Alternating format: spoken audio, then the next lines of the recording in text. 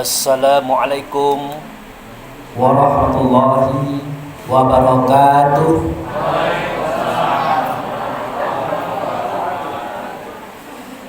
Alhamdulillah wa syukurillah lillahi ta'ala la rahmatillahi alaina aina fazal laili hadarna fazal masjid insyaallah rahmatullah alaina wa ala nabil karim Muhammad sallallahu alaihi wasallam hayassalimu alaihi Allahumma sholli ala sayyidina Muhammad wa ala ali sayyidina Muhammad. Amma ba'd. Yang saya hormati Bapak Ketua BKM Masjid Muslim Ta'ah Maksum Ta'at, ini namanya luar biasa. Yang saya hormati Pak Imam Khotib Bilal Warim, yang saya hormati para pemuka masyarakat, kaum ulama Candi Pandai di dalam negeri, yang saya hormati bapak-bapak, ibu-ibu, para jamaah yang insya Allah semuanya dicintai dan dikasihi oleh Allah Subhanahu wa Ta'ala.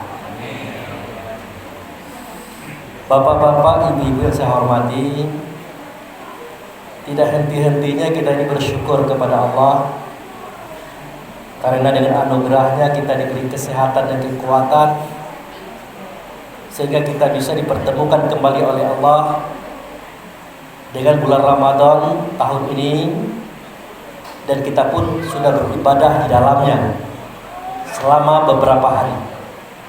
Insya Allah ini akan sampai kepada akhir bulan Ramadan.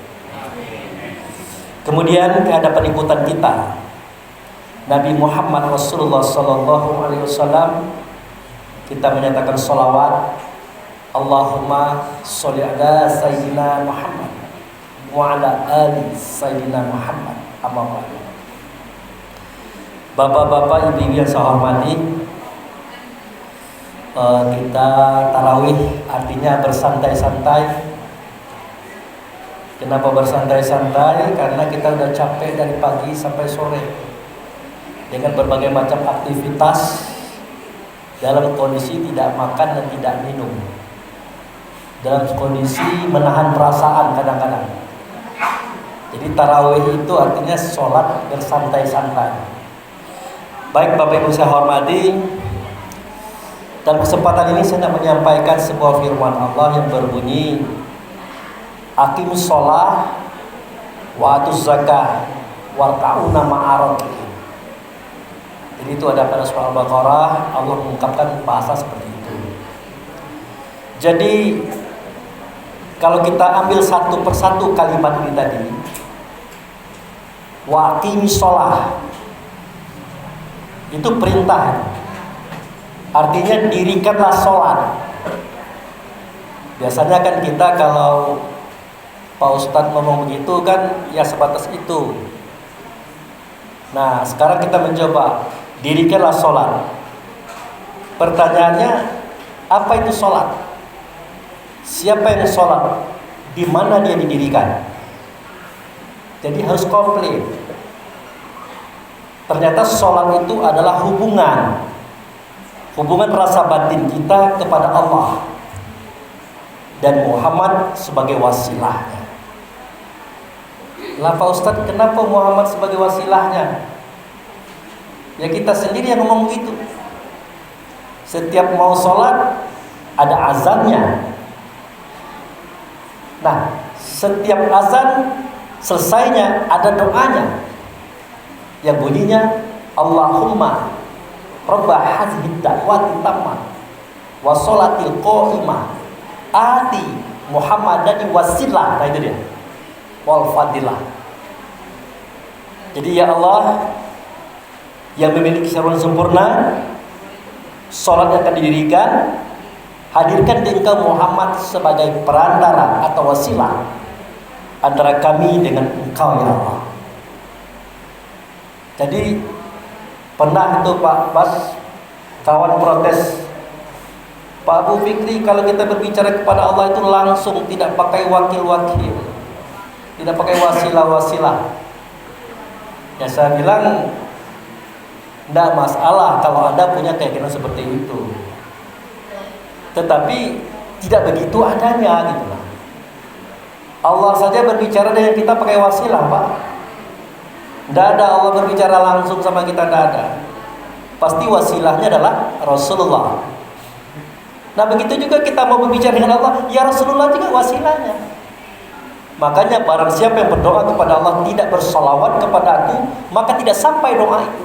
Kenapa? Tidak berwasilah kepada beliau. Itu. Kemudian di suatu ayat Al-Maidah ayat 35 ada kalimat yang berbunyi, ya ayyuhallazina amanu taqullah wabtaghu ilaihi wasilah. Nah itu dia. Wajahadu fi sabilihi la'alakum tuflihun. Hai orang beriman, bertakwalah kamu dengan sebenar-benar takwa. Cari oleh kamu wasilah atau sesuatu yang menghubungkan kamu kepada Allah. Kalau kamu ketemu dengan dia, pasti kamu menang. Di mana tempatnya? Ya tentu di dalam sholat. Karena sholat adalah kemenangan. Makanya bunyinya hayya 'alas sholat, hanya 'alal falah. Wahai hambaku, kekasihku, kesayanganku, marilah berhubung denganku. Untuk apa? Untuk kemenangan kamu. Nah itu dia. Supaya kita menang, kita harus bersama Rasulullah. Pak Ustaz, Rasulullah itu kan sudah mati. Nah itu. Kita lupa antara Rasul dengan Nabi itu beda. Kalau Rasul itu dia datang dari Allah, masuk ke dunia, ya, masuk dalam kandungan emaknya, masuk ke tubuh, lahir dia. Itu Rasul. Tapi tubuh badan jasadnya bukan Rasul itu. Itu Nabi. Nah kalau Nabinya terkubur di Madinah, benar. Tetapi isi dalam Nabi itu Rasul, dia balik ke tempat semula. Dan dia menunggu kita hingga hari ini. Dia menunggu kita hingga hari ini. Untuk apa? Untuk menyampaikan semua permohonan kita kepada Allah. Begitu. Itu yang sebenarnya wasilah. Yang jadi pertanyaan, di manakah beliau sekarang? Di mana dia? Ternyata Allah juga yang menunjukkan. La uqsimu bihadzal balad wa anta hayyun fi hadzal balad. Aku bersumpah hai Muhammad dengan negeri ini, bahwa engkau tetap ada dalam negeri ini. Nah, negeri apa itu? Tak tahu kita. Apakah Madinah, apa Mekah? Kalau kuburannya di Madinah, benar. Tapi yang di dalam tubuh itu di mana sekarang? Maka ditunjukkan oleh Allah pada surah Ali Imran ayat 96 surah 7. Inna awala baiti udi'a linnasi lallazi bi Bakkah mubarakah lil alamin fihi ayatu bainatu maqam Ibrahim man nakalu kana amina. Sesungguhnya rumah yang pertama kali aku yang membuatnya, kata Allah. Itulah rumah yang ada di negeri Bakkah. Itu. Negeri Bakkah itu bukan Mekah, negeri yang di luar sentral alam semesta. Di situ ada rumah Allah yang membuatnya, rumah pertama kali. Hudalil alamin. Rumah itu petunjuk bagi alam semesta. Artinya, jika alam semesta nanti minta petunjuk kepada orang dalam rumah itu. Siapa orang itu? Wallazi arsala rasulahu bil huda wa dinil haq yuzhirahu 'ala dini kullihi walau karihal musyrikun.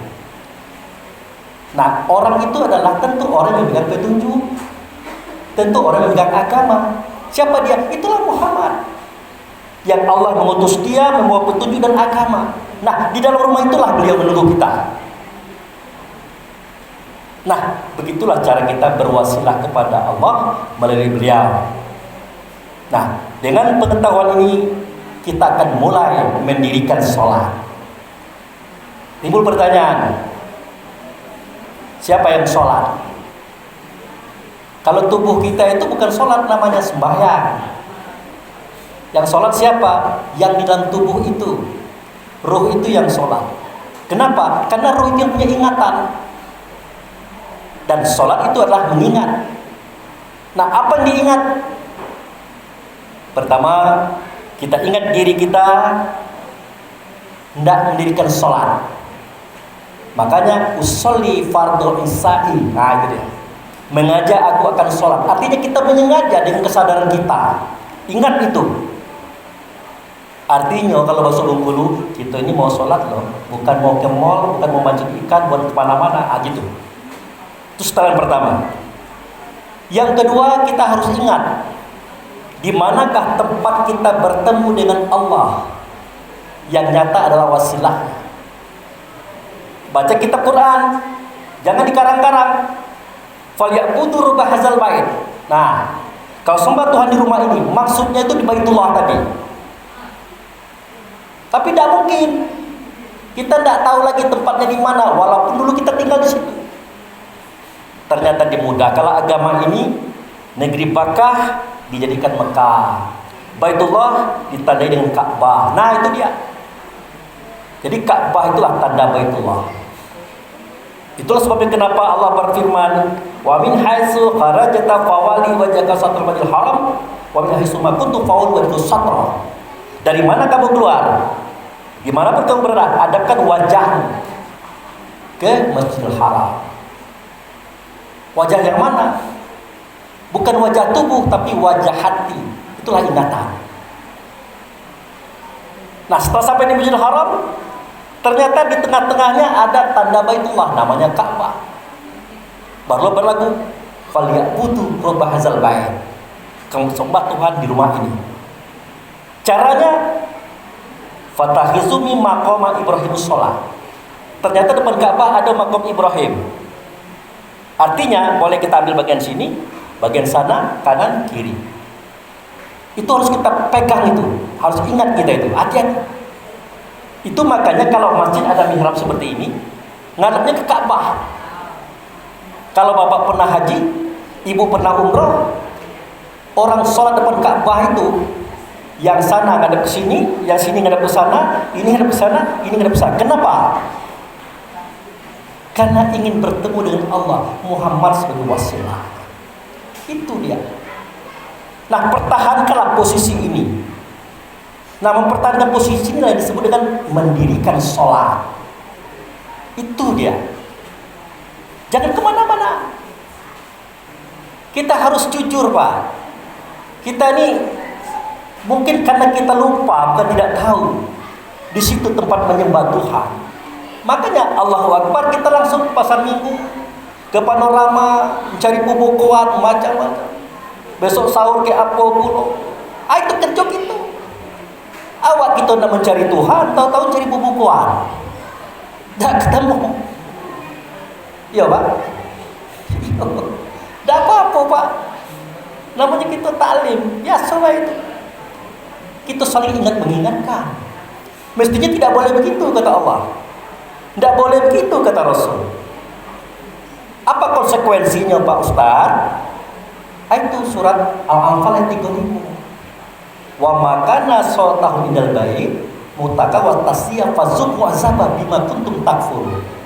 Salat mereka yang tidak di rumah itu. Nah, salat mereka yang tidak di rumah itu sama kayak besiul-siul baik. Itu Allah yang ngomong, Pak. Besiul-siul itu penyanyi-nyanyi. Suara bagus, bacaan bagus, makrat bagus, tajwid bagus, iramanya bagus. Tidak sedikit para jamaah menangis dengarkan kita jadi imam. Tapi bukan saya, bahasanya tidak bagus suaranya. Lagunya tak mantap. Yang mantap tuh para kori-kori. Tetapi karena tidak di situ, dianggap oleh Allah sebagai orang yang bersiul-siul. Nah, sholat mereka di tempat itu sama dengan bersiul dan bertepuk tangan saja. Itu dia. Itu cara kita itu. Dia akan bertepuk tangan. Apa yang terjadi? Fazuku azaba. Nah, itu dia. Kan kita sudah sholat kan, tapi tidak di situ. Apa yang terjadi? Fazuku azaba. Rasakan oleh kamu azab. Diazab itu. Kenapa? Karena tidak sholat di situ. Azab yang bagaimana? Nah, di sini bukan azab neraka, Pak. Tetapi azab penyakit hati. Suka iri ke orang, benci ke orang. Mentang-mentang kita mantan pejabat, nengok orang tak nengok apa baik, misal kan. Nengok orang kaya dikit, sukses dikit, kita gelisah, ngomong sini, ngomong situ. Timbul kebencian kita kepada orang lain. Itu penyakit hati itu. Itu akan merusak. Kenapa seperti itu? Karena tidak dicabut oleh Allah penyakit hatinya. Karena janji Allah, jika kita sholat seperti tadi, di tempat air yang mengalir di bawahnya, di situ Allah mencabut penyakit hati dalam dada kita. Itu nanti Bapak lihat surat Al-A'raf ayat 43. Wa naza'na ma fi sudurihim min ghillin tajri min tahtil anhar. Di tempat yang mengalir air di bawahnya, di situ ku cabut penyakit hati dalam dada mereka. Lah kalau Allah berjanji itu, masa kita tidak percaya? Nah, disitulah dicabut penyakit hati. Nah, dicabut, habis sedikit. Nah, akhirnya muka kita ceria, wajah kita indah. Nengok orang kaya kita senang, nengok orang sukses kita senang, nengok orang berhasil kita senang. Tidak ada benci-bencian. Itu kenapa? Karena dicabut Tuhan penyakit hati. Tapi kalau tidak dicabut, oleh karena kita tidak sholat di situ, nah itu dia. Fi qulubihim maradun fazadahumullahu marada. Dalam hati mereka ada penyakit, maka bertambah-tambahlah penyakit itu. Kenapa? Karena udah cabut-cabut. Di mana tambahnya? Nah, lari ke fisik, Pak. Lari ke badan. Jadi tidak dan tidak, kata Rasulullah, penyakit fisik itu sebenarnya bermula dari penyakit hati. Nah, itulah berapa banyak penyakit itu. Biasanya kita tidak sakit, pas jengkel hati, merengam diri, sudah selesai. Kepala alamnya sakit, pening-pening, nah macam-macam. Itu. Jadi itu yang mengazab kita. Fasuku azaba bima kuntum takfurun. Nah, dikafir-kafirkan Tuhan itu loh. Rasakan oleh kamu azab karena kamu kafir. Nah, pada kita sholat tapi dikatakan kafir oleh Allah. Terus terang Bapak Ibu saya hormati, dalam kajian Islam, kafir itu tidak keluar. Dalam kajian tasawuf, kafir itu tidak keluar. Kafir itu ke dalam. Mukmin ada diri kita, kafir juga ada diri kita. Kapan kita mukmin? Itu tadi. Kalau kita sholat di tempat itu, kita bertemu Tuhan di tempat itu, penyakit hati dibuang di tempat itu, itulah mukmin. Kapan kita kafir? Seketika kita meninggalkan tempat itu. Maksudnya itu Pak Abu Fikri? Lah iya. Nabi yang mengatakan itu. Bainal kufar wal mu'min tarku sholat. Beda si iman dan si kafir dalam hal meninggalkan sholat.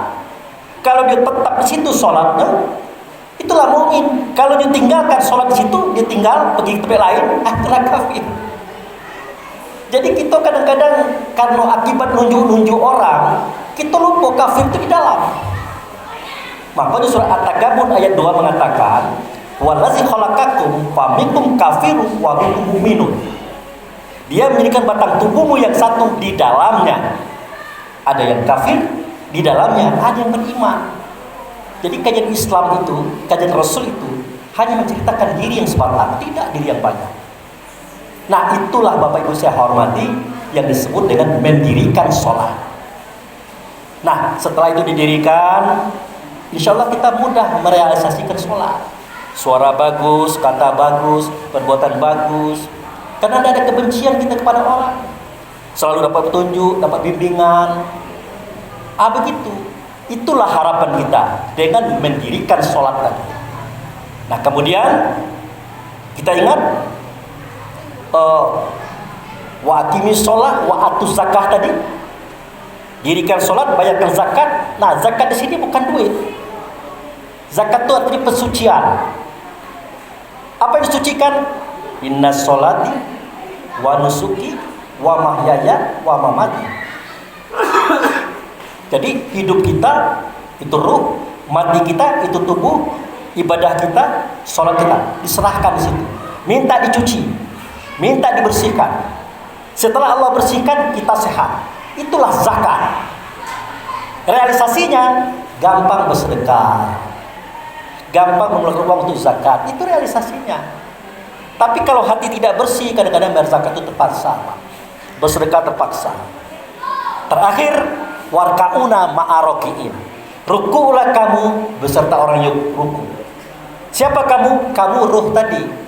Diri kita sebelah diri. Itu ruku'lah bersama orang ruku. Orang yang mana? Tubuh. Kadang-kadang tubuh ruku, ruhnya tidak ruku. Kemana ruhnya? Cari pembukuan.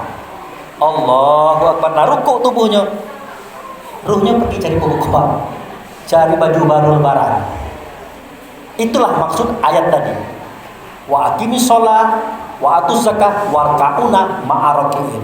Demikian Bapak Ibu saya hormati yang bisa saya sampaikan sebagai kupasan daripada tadarus kita tiap malam. Karena kita kalau tadarus kan baca Pak. Sebenarnya bukan hanya membaca, menerjemahkan, menafsirkan, mentasbihkan, bahkan menggali isi daripada bacaan tersebut. Baik, terima kasih. Wabillahi taufiq wal hidayah. Assalamualaikum warahmatullahi wabarakatuh.